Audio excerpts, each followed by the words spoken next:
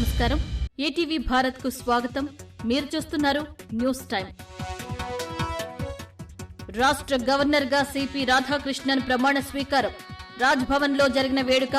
కార్యక్రమానికి హాజరైన సీఎం రేవంత్ రెడ్డి, మంత్రులు. వైద్యారోగ్య శాఖలో 5348 పోస్టుల భర్తీకి ప్రభుత్వం అనుమతి.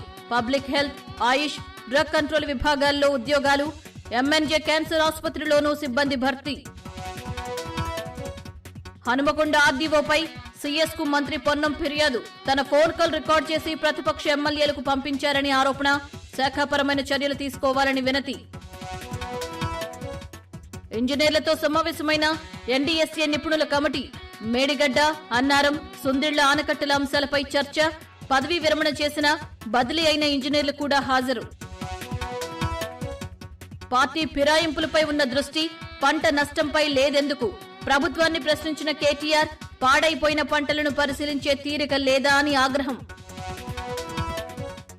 అమెరికాలో హైదరాబాద్ విద్యార్థి 2 వారాల నుంచి మిస్సింగ్. కుటుంబానికి బెదిరింపు కాల్. $1200 చెల్లించాలని డిమాండ్. మే 17న జరగాల్సిన పాలిసెట్ వాయిదా. పాలిటెక్నిక్ కామన్ ఎంట్రన్స్ టెస్ట్ మే 24కు వాయిదా. పార్లమెంట్ ఎన్నికల నేపథ్యంలో నిర్ణయం.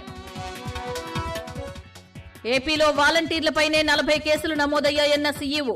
ప్రధాని కార్యక్రమంలో భద్రతా ఫిర్యాదును కేంద్రానికి పంపామని ప్రకటన. పవన్ గాజు గ్లాసు చూపించిన అంశంపై నిషేధం లేదని స్పష్టం. ఢిల్లీ మద్యం కేసులో అభిషేక్ బోయినపల్లికి మధ్యంతర బెయిలు. భార్యకు అనారోగ్యం నేపథ్యంలో మంజూరు చేసిన సుప్రీంకోర్టు. విచారణ ఏప్రిల్ 29కి వాయిదా.